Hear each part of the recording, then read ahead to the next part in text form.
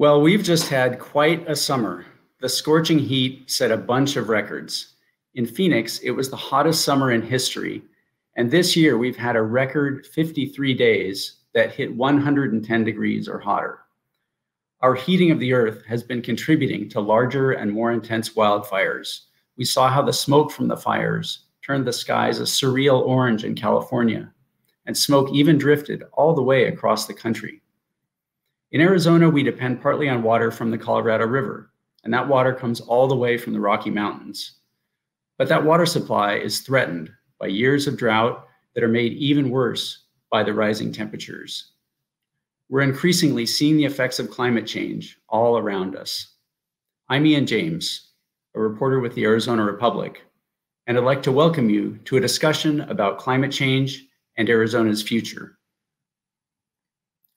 Poll after poll have shown that a large majority of Americans are concerned and want to see action on climate change, both to reduce the pollution emissions that heat up the planet and to adapt to the new realities we're facing.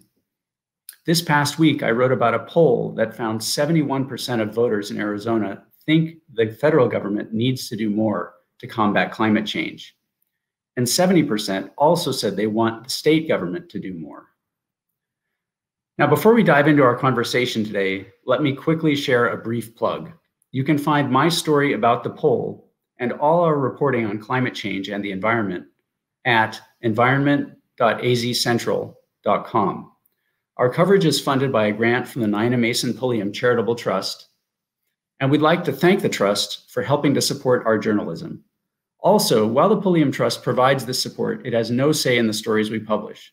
Our journalism remains totally independent. We see our work as a vital public service and one that's worth supporting. If you'd like to help ensure that support for our journalism, please consider subscribing to the Arizona Republic. We're here today to talk about some of the threats that climate change poses and about how we see and experience these threats on a personal level. We'll also be talking about ideas for facing these monumental challenges. We're fortunate to have with us a distinguished group who offer a wide range of perspectives. Bruce Babbitt was Arizona's governor from 1978 to 87 and was the U.S. Secretary of the Interior from 1993 to 2001. Karletta Chief is an associate professor and extension specialist at the University of Arizona, where her research interests include studying how climate change affects Indigenous people and water resources. Emma Robbins is director of the Navajo Water Project, which is part of the nonprofit Dig Deep and works on helping more Navajo families have access to running water. Jennifer Vanos is an assistant professor at ASU who has done research on the health effects of extreme heat and air pollution in cities. Thanks to all of you for joining us today. I'd like to start by asking each of you, when you talk with your family about the effects of climate change, what do you talk about? What do you say? Emma? It's definitely a difficult subject that needs to be tailored, I think, for all ages of our families, right? It's different when I speak to my elders versus when I speak to my 10-year-old niece. But the bottom line is that it's something that is present, it's here, it's now, and it's increasing. When I was a child, I remember reading about climate change and temperature rises in cities that were very far from my own on the res, like Paris, and literally remembering, well, that's not really a big deal, 7 degrees, what is that going to mean? But it's not just about rising temperatures. It's also about the fact that we're seeing more rainfall or less rainfall, and obviously water is a huge issue and something that all of us on this call deal with. And so it's important to convey the severity of it. And when we talk about it, it's framed around the fact that climate change is not only affecting us as humans and our sisters and brothers from all other ethnicities and cultures, but it's affecting us as Navajo people and our culture. You know, we've seen how it's damaging our animals and our crops, and how we are going to have to fight this and find ways to change it rapidly in order to continue as the Diné people. And how are you seeing those changes play out in the area where you grew up? I'm from the western side of the Navajo Nation, and as I mentioned with the animals, it's something that we're seeing a lot. In 2018, we saw a couple hundred horses that had died, and that was something that was a big deal because they would constantly come to one watering hole, and there was no water there because of the drought. And, you know, that's something that affected us as Navajo people who respect the horses and from a community that has a lot of culture that surrounds that.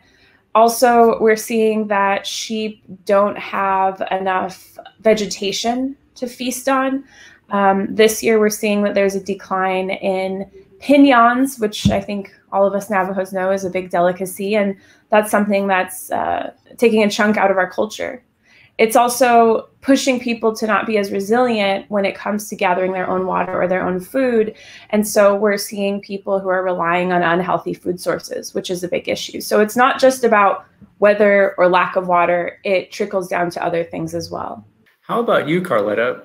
When you talk with your family about climate change, what do you find yourself talking about?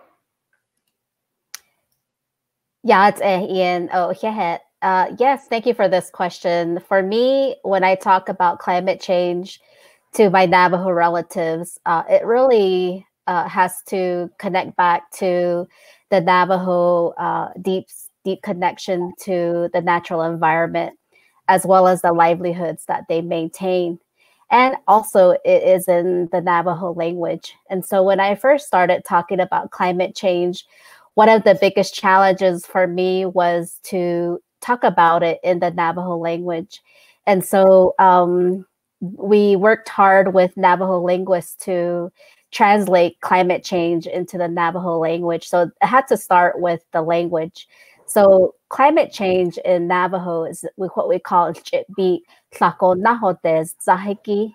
So we talk about climate change in the long term of how climate and weather has changed over a long period of time, not necessarily everyday weather changes. So that's one key thing that I have to convey to my Navajo relatives. And also, this often connects back to traditional stories about being in harmony, which we call hojo. And so for my Navajo relatives, we understand climate change as being out of balance. And so it really connects back to being out of balance, humans impacting the climate through pollution and other environmental impacts. And so I talk to them primarily relating that to their everyday livelihoods and the long term. And then for the elders, they see it as well because the elders don't operate on the a Julian calendar year where, you know, we go by months. They operate by seasons, and that's their way of time. And so they're already seeing it in their time units where seasons are changing. They're not seeing the springs run like they used to. They're not seeing the temperature change during the spring, indicating the start of spring or the start of summer and winter. They're not seeing those indicators that they have observed over many years and decades and within their lifetime. So I find it easy to relate to them in that way, and they immediately connect. And because they see it in their environment, as they have always been observers of the environment. Those are major changes. Jennifer, how about you? Yeah, I think this is a great question. Two general conversations arise, and my family is back in Canada. I grew up in Southern Ontario, right in the Great Lakes region, and everybody in my family is involved in farming. And so a lot of the questions and conversations I might have with my parents, my uncles, my grandpa, revolves around the changes in temperature and precipitation throughout the season or from year to year that have affected when they can plant or what they can plant, when they can harvest and how they're harvested. And my grandpa has been growing crops in this region since the 1950s.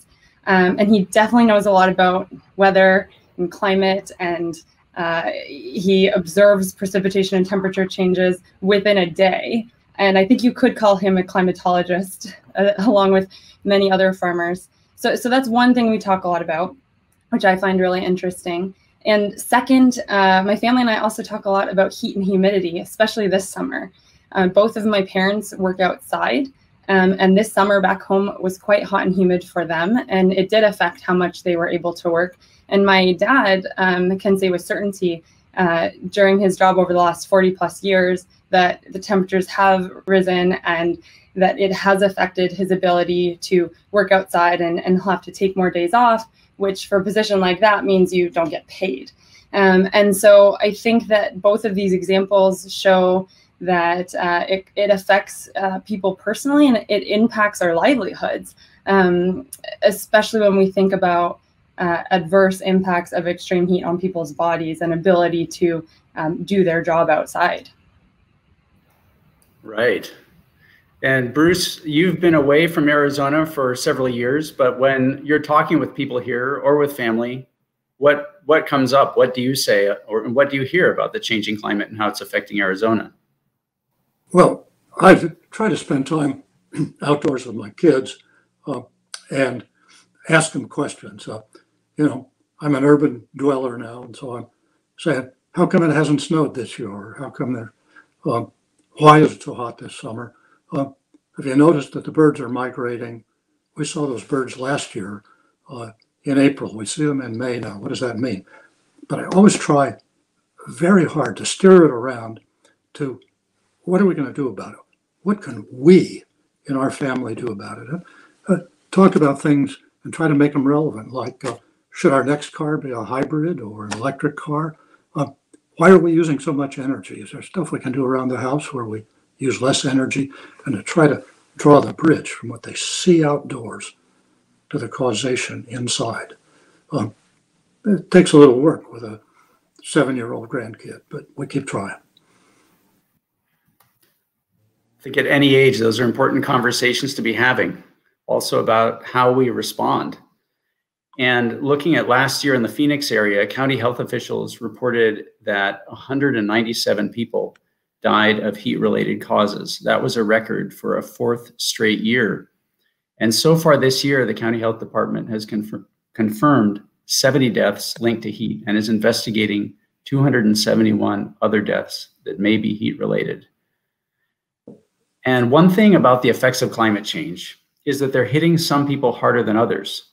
The dangers, like our incomes and our living conditions, are not equal. And those of us who are most vulnerable to heat can include older people, homeless people, and folks who struggle to afford air conditioning. How do you think about these vulnerabilities in Arizona, and what do you think can be done to address them? And Jennifer, I'd ask if you could address that question first. Sure, and I'm going to give this from an extreme heat perspective and think a little bit about what we know about the climate of Arizona already without putting climate change on top of the picture. So we do know that Arizona is a very hot place just based on where we're located in the country and the general synoptic setup around us. And so the high temperatures, the low precipitation, the high sunlight shouldn't really be a surprise to anyone. But we do know that Arizona and the Southwest is experiencing or affected by the global temperature changes. And that's compounded by just putting cities in and seeing rises in temperatures within the cities on top of the global climate change. So we call this the urban heat island effect. And essentially an urban area is going to be a little bit warmer on average than a rural area.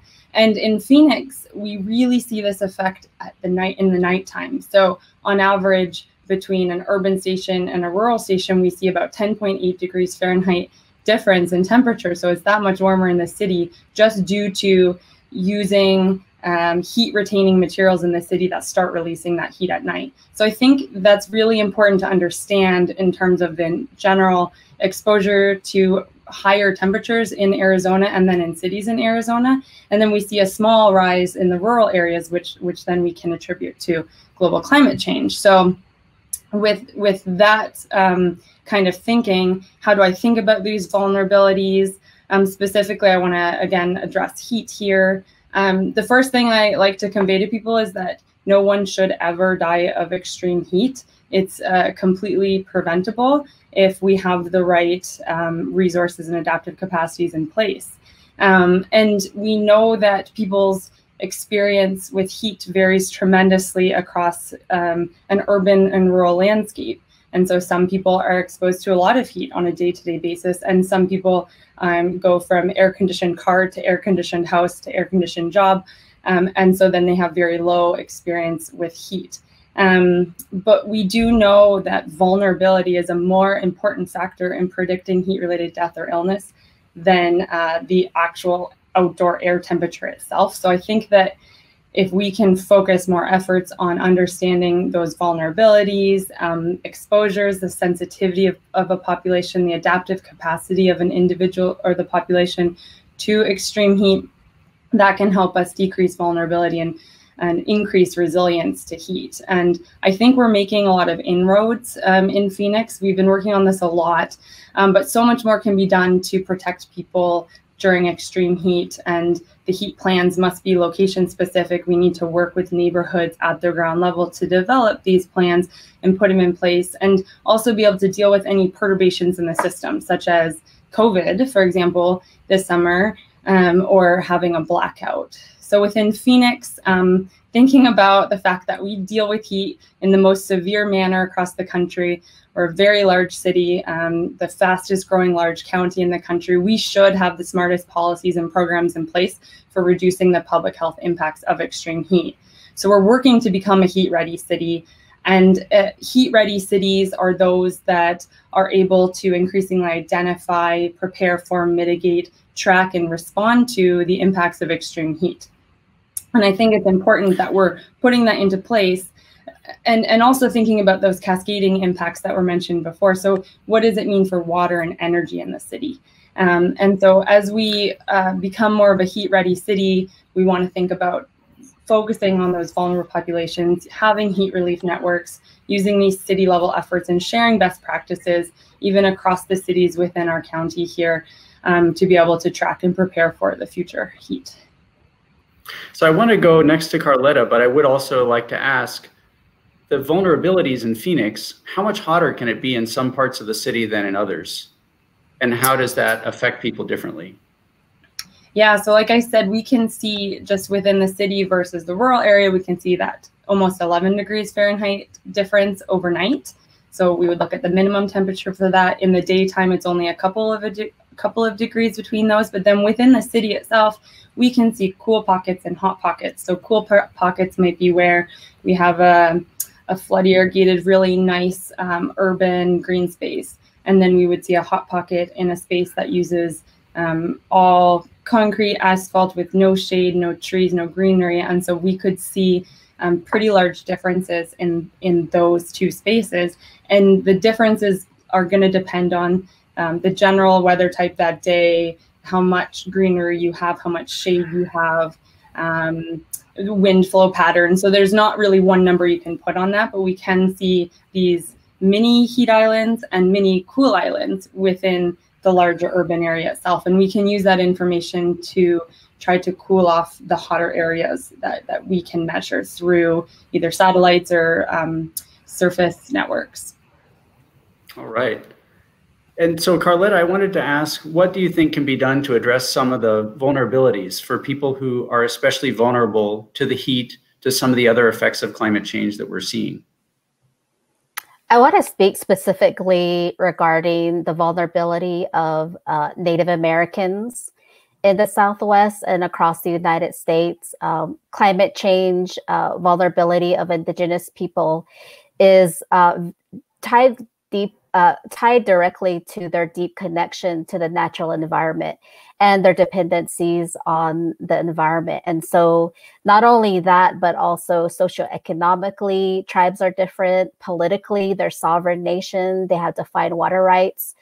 Infrastructurally, in terms of their water infrastructure, power infrastructure, tribes may be lacking these infrastructure, or they may be poorly maintained. And then spiritually and culturally, they are depended on the natural environment for using the resources for their ceremonies, for their cultural activities, and then also for their livelihoods. Within the Southwest, even with the tribes here, they are so different and they're so diverse. Within the Southwest, there's 170 tribes. They can range from small to large, and they have economies from ranching, agricultural, mining, tourism. And so climate change is going to impact the tribe in all these different sectors, affecting livelihood, agriculture, water supplies, water rights, soil quality, agricultural species.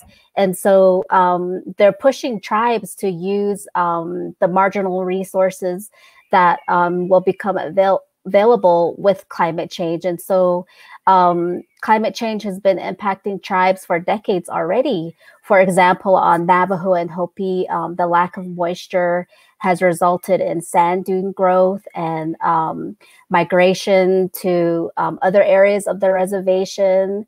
And so the availability of natural resources are also shifting.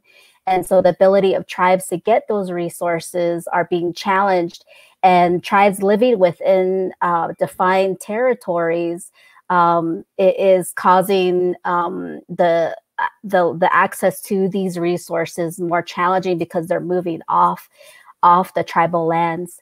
And so I want to speak specifically to the lack of access to water. So on the Navajo Nation, there have been statistics anywhere from 25 to 40% of residents that have to haul water. And so the climate change impacts will amplify a lack of access to these water sources. And many of the people don't have access to energy as well. And so air conditioning is not readily accessible. And so it is important to have these relief networks where elders and vulnerable populations can access relief during these heat waves. And I know that the tribes in southern Arizona will be most impacted with these heat waves.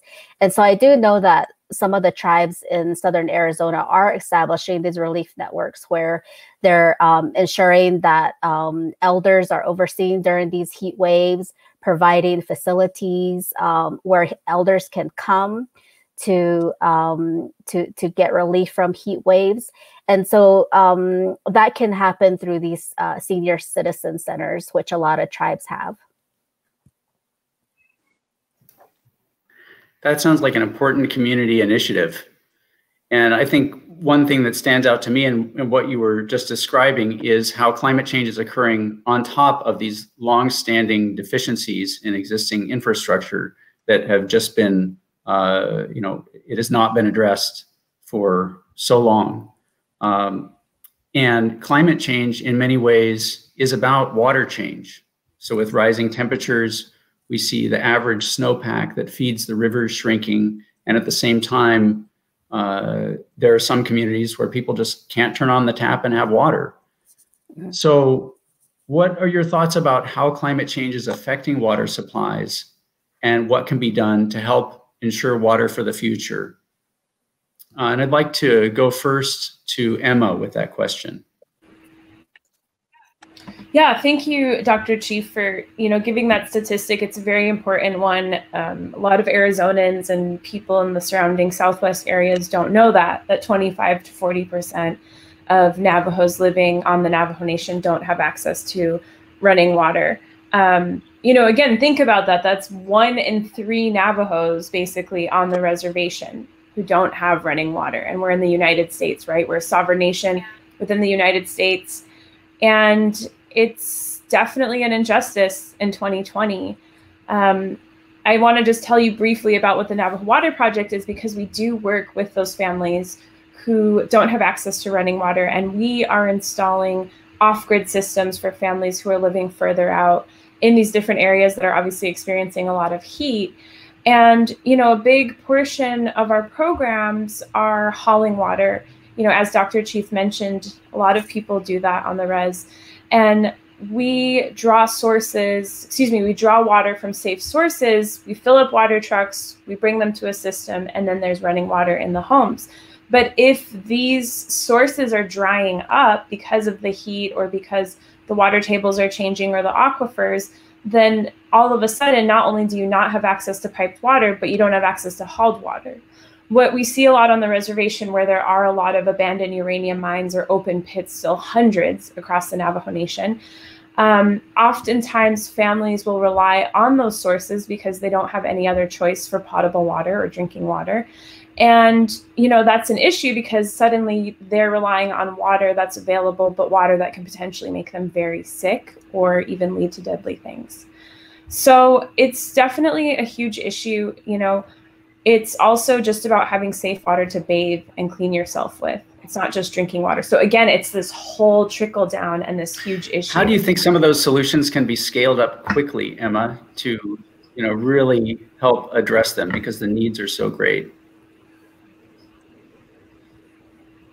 I mean, I think most people on this call can agree that scale them up by honoring the treaties. The federal government signed these treaties with Native nations across the United States, all of which have been broken. And in those treaties include things like infrastructure that has been promised, including water. And so, our politicians need to be pushed by us who are voting them in, or if you didn't vote for them, whoever, to push and say, let's point to this. This is what it says, right? Like the CARES Funds Act, which were funds that were to be dispersed to the Navajo Nation and other tribes and other communities across the reservation, those weren't dispersed for months afterwards. And so within that package are many projects to scale up these projects to get people water, whether it's connecting them to pipelines or to water hauling programs like our own. So I'd say, it's also holding people accountable, holding our government accountable, which always isn't the easiest thing, but also saying, how about we come together? Ian, you did a very great piece on water on the Navajo Nation during COVID. And one of the silver linings of this pandemic has been that many of us are coming together from different entities. Dr. Chief is also involved. I'm involved, the Navajo Nation government, Indian Health Service, Bureau of Indian Affairs, Navajo Nation Water Resources, a million different entities are coming together and saying, look, like we've had this issue, the pandemic has highlighted what's going on. It's lifted the pot of all of these inequities, especially in communities of color. And so we need to act quickly because just like climate change, these things are happening fast and quickly. And so coming together is really going to scale these things up and saying, okay, entity A is working on this, but they don't have the capacity to do this. Entity B can come in and do this. And, how can we collaborate together? So holding people accountable, checking in with each other, and making sure that we can scale up these initiatives. Yeah, thank you. And I also wanted to ask Bruce about water for the future for Arizona. What are your thoughts? And this is a question I get a lot when I'm writing about water issues, such as the cutbacks that there have been along the Colorado River. Should people be concerned about there being enough water to support future growth, or what types of questions need to be considered in looking to Arizona's future? Because we live in one of the fastest growing parts of the country. Yeah, sure, we got to be concerned. This drought is here to stay. It's part of climate change. The projections for the Colorado River suggest that there's going to be 25% low. That's a big part of Arizona's water supply. If you look across rural areas, the groundwater in the streams outside of the Central Project area are other participants here talking about the Navajo Nation. Rural areas that are going to be hugely impacted unless we begin to manage the water. And the fact is that outside of Phoenix and Tucson, we don't have water management. And I think that's the Arizona legislature has got to take that up and manage supplies so that there will be enough. Now, to make things even more interesting, I think the growth in the future, in the next 25, 50 years, is not going to be in Phoenix and Tucson. They're going to be moving retirement communities and growth into higher areas, the Verde Valley, Patagonia area of southern Arizona, the Colorado Plateau. And that's going to simply amplify the problem of good management. There's going to be less water. We can ignore the problem and then all leave in 50 years. Or we can begin dealing with it now. And if we manage it well, there will be enough. But right now, we have no water management in the rural areas outside of Phoenix and Tucson. The state of Arizona, the Arizona legislature, has done virtually nothing. And we got to move on that and move soon.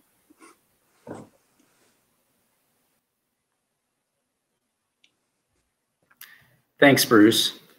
I met Professor Chief and Professor Vanos at a summit last year, a conference at Northern Arizona University, and the title was 7 Generations for Arizona, based on the indigenous concept of thinking about our actions in the context of what they'll mean for future generations. And I was recently reminded of this when I read a great essay by the Dalai Lama, who, as he put it, we must set a timetable for change. We should be looking ahead to how things might be in the 22nd and the 23rd centuries. And we're really living in a pivotal time in which action now could avoid the worst potential effects of global heating. Polls have shown that most voters want to see government action on climate change. But in Arizona, the state government hasn't recently done a climate assessment, and Arizona doesn't currently have a statewide plan for action on climate change.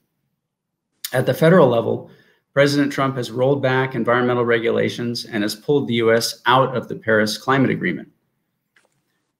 Clearly, all these are issues that for many voters will be top of mind. And as you look to the future, I'm wondering, what do you think should be priorities at the state level and the federal level for fighting climate change? And I'd like to ask Jennifer first.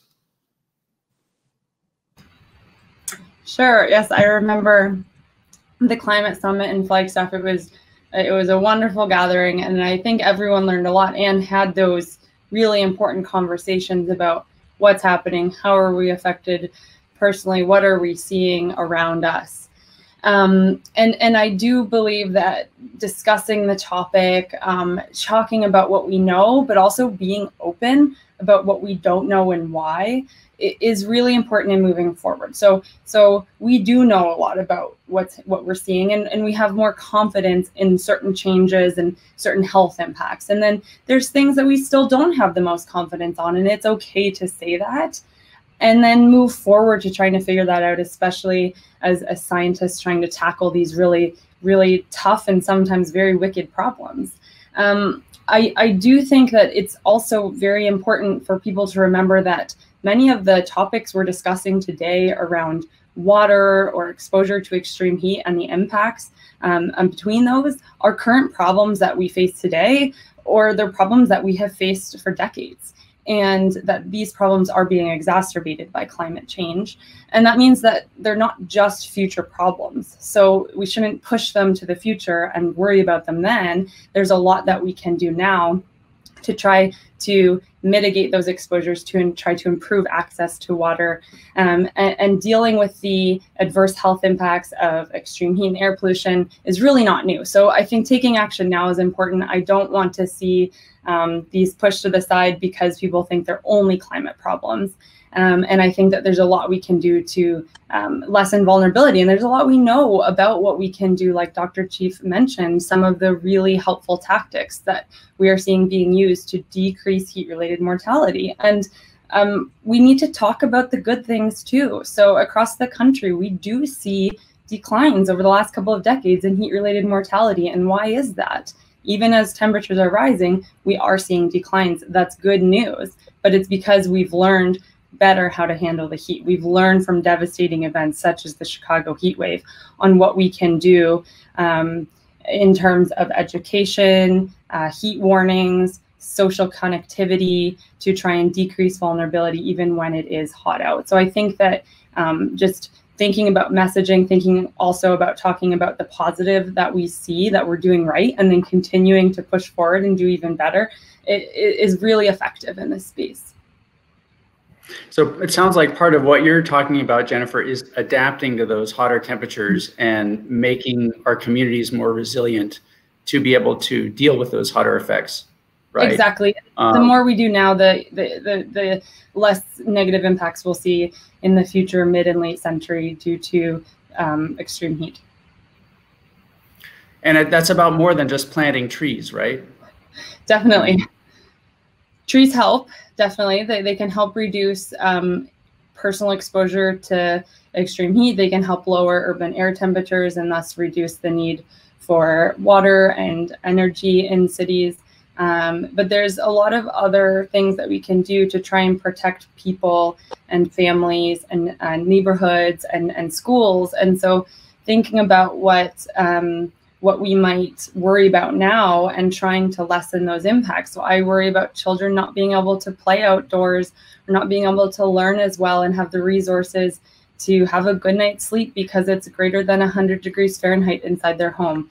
That makes me worried. I worry about people experiencing heat-related mortality at work or home because they don't have the resources, or the education and knowledge, or know what to do, or that they actually were more vulnerable due to pre-existing illness or a medication they might have been taking, or maybe they just don't know who to call for help. So those are the kind of things that we are all adaptation strategies, whether it's education, these are behavioral adaptations, infrastructure, technological adaptations that we can use to improve our response and the effectiveness of heat-related strategies and adaptation. Right. That makes sense. I'd like to ask Karletta, as you look to the future, is there one thing or two things that you would most like to see the state government and the federal government do to fight climate change? Yes, as a Indigenous woman here, I've benefited from 7 generations before me of my ancestors thinking about my health and well-being. And so likewise, I have a responsibility to think forward in the 7 generations of my descendants and how their health and well-being will be, and especially how it will be impacted by climate change. And so I think it's critical that the US government support tribes in adapting to climate change. They need to provide funding so that tribes can adapt and prepare for climate change. And that includes supporting them in settling their water rights, supporting tribes in building green building codes that are culturally sensitive, where Indigenous peoples already have a lot of these green types of buildings, such as arbor shades and kivas. And they also have already existing farming techniques, such as using drought resilient seeds and dryland farming. So there should be government support for those existing adaptation strategies that our people already have, but also provide more funding for other types of adaptation strategies, helping our Indigenous people with their planning, such as how to adapt their grazing and how to adapt their ranching that is drought and considers droughts. And then human health, working with tribes to develop emergency response plans to establish safe zones for vulnerable community members to find relief from these heat waves, and also helping with housing infrastructures for people that are dealing with these sand dunes that are migrating, even for like health impacts from these haboobs and other dust storms. And then education, educating our people on climate change, how to adapt, how to not use invasive types of species, and to remove and control those that use high amounts of water. And then just engaging tribal communities in this conversation of adapting to climate change. I've been working with the Pyramid Lake Paiute tribe for over 10 years, and they have been leaders in talking about climate change. We did a survey with them, and 80% of them were aware of climate change, and a majority of them felt that there should be policies to support tribes in adapting to climate change. And one of them was taxing fossil fuel industries, providing taxes that would provide funding to adapting to climate change. And unfortunately, there are not very many tribes that have these adaptation plans. And so tribes need to be involved in this conversation, and they should be at this table where these conversations are culturally sensitive and they consider traditional knowledge. Those are critical discussions to have and critical decisions. I also wanted to ask Bruce and Emma, maybe turning it a little bit more toward the questions about the region's response to climate change, the country's response to climate change. Bruce, do you have some thoughts on how Arizona and the West can move more quickly to really reduce carbon emissions and to move toward decarbonizing? Yeah, look, I think we need to have a continuing discussion about all of the issues we've talked about today, and then ask the question of what are we doing at the level of the state government here in Arizona? I mean, there are lots of proposals, regional, national, but we haven't done enough here in Arizona by a long shot. The Corporation Commission has just put off again a discussion about renewable energy standards. It's not enough just to adapt. We need to kind of look straight into the future and say, how are we going to reduce the emissions that are causing climate change? And we need to start here in Arizona. And that's the Corporation Commission on Renewable Energy. Arizona is one of the few states that does not have a climate action plan. That talks about how you become more efficient in automobiles, green building standards, state government. That's right here at home. There are a lot of things that can be done nationally and internationally, but it's time for Arizona, it seems to me, to really catch up, and we're not there. Emma, what do you think? What, if you had to think about it as a priority, what would you most like to see as a top priority for the state government, the federal government in fighting climate change? I mean, I agree with everything that Dr. Chief says, always. I'm a big fan of hers. But, you know, listening to tribes, not being consentful, but being collaborative. You know, here, I'm in LA right now, and here in California, we see headlines all the time like, oh, the state should have listened to tribes when it came to fire and forest management. Listen to the tribes, but also include them in decisions that are being made. I mean, we're seeing development on sacred lands around the Grand Canyon, and it's like a lot of times the state government will go back in Arizona and say, oh, well, just so you know, we're doing this, whereas there was no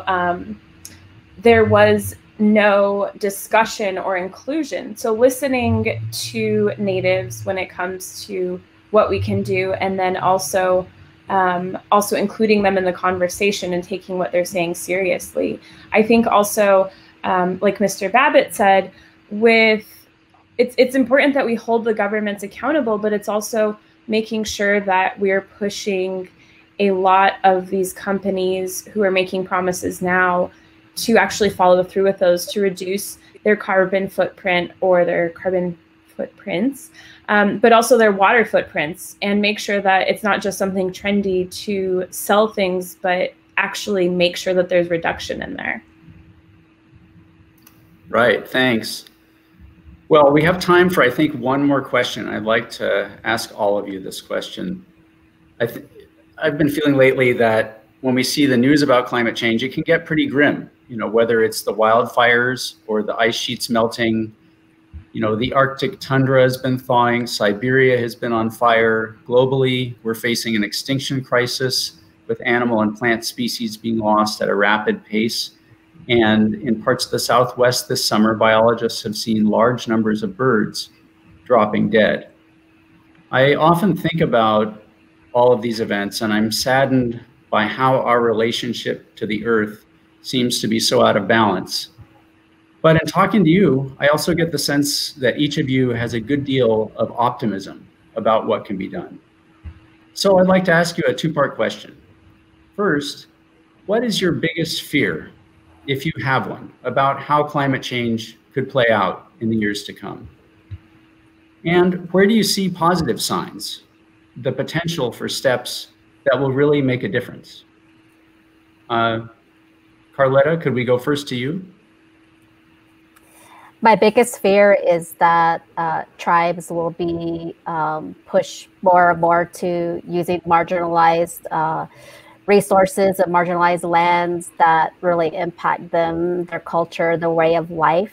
That all links back to our identity as Indigenous peoples. If we're not able to practice the cultural activities, and eat the foods that we have, then that we're not able to practice our way of life that relates to our identity.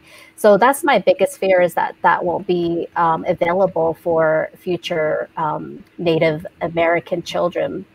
But my greatest hope is the young people themselves. Mm-hmm. And their voice is so powerful. And I see more and more Indigenous young people speaking out. And they're asking these leaders to listen. And I hope that what I'm teaching to my children, the respect of how we use our resources, and that way of conservation mindedness will be passed on through my children. And I'm very hopeful that if we can preserve our culture, our language, and that way as Native Americans, we can continue to pass on that ideology, and that our youth are our future, and that their voice is so critical even now, that the leaders have to listen to them. Thank you. And Jenny, what are your thoughts on this? Yeah, I think this is definitely a hard question. I try not to be fearful of things, but I do have a fear that the inequities we already see with respect to the impacts of climate change, particularly extreme heat or the lack of water, or even being displaced by some of these stronger events, will be in even greater extent affecting low-income communities and those who may not have a voice to speak up. So I think these communities must be listened to in decision making. Like Dr. Chief just mentioned, we need to work with those communities to understand what knowledge can we gain from them, and then how can they best be helped. And so I think we can definitely push towards decreasing the inequities for sure. And then in terms of hope, like I mentioned before, I mean, we have made strides to reduce the public health impacts of extreme heat. That's just one example. And I think we have to remember that humans are intelligent, innovative creatures who can apply a lot of their knowledge to solving some of these huge concerns. And they're very complex, multifaceted, cascading across populations and regions. I mean, the water is from the Colorado is serving seven states. So we I think what I'm trying to say is just as a species, we are smart. And I think that we need to remember that if we apply ourselves well, we can solve some of these problems, and we are working towards it. But I'd like to see those efforts increase. I'd like to see the support for those increase. And I'd like to also see the evaluation of those efforts increase, so that we can answer questions like, did we make a difference on human health? Did we make a difference on the access to water? And how do we know? So that when we go into the future to ask for more support in that again, we can show that we did. So I think that, finding some of these win-win opportunities and evaluating those opportunities that both can decrease exposures and lead to more mitigation and adaptation would be wonderful to see. And that does give me hope. Yeah, what you were saying there reminded me of what the climate scientist Katharine Hayhoe has said when people ask her what is the biggest one thing they can do about climate change, and she tells them, simply talk about it. Mm-hmm. Start talking about it more. Mm-hmm. Bruce, what are your thoughts? And I think the reason for optimism, you can find in the polls that you talked about at the first of this thing.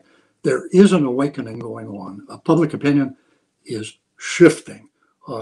And that's the hopeful sign. The question is, how do we take the next step up of translating that awakening public opinion into action. Now, ironically, the events that are going on, coastal flooding, these incredible fires in California, all of the heat waves and storm events, is in an odd way providing kind of an opportunity. People are awakening, and at last they're seeing the real results. It's no longer just an abstraction with a bunch of professors talking, about all these abstractions. It's real. So I think that's reason for optimism. The awakening is taking place. Our job is to translate that into personal recognition that moves the next step up into action. And I'm an optimist. And ironically, the fires and floods and all of the Native American issues that we've been talking about here today are going to provide that impetus. The awakening will continue, and that's good news. Emma, you have the last word on this question. What are your thoughts on this two-part question? I feel like my fears are everything that the other great panelists have said here. The number one being is that Native Americans are not factored in and that we are just secondary to these decisions. However, there has been a huge shift where all of a sudden it's not just about Indigenous movements that have been sparked and us speaking up. It's also about the allyship that we've seen and people coming together. And, again, as I mentioned earlier with the silver lining of COVID and people coming together and problem solving, I'm hoping that, as Mr. Babbitt said, these things will continue, right? Like the awakening continues.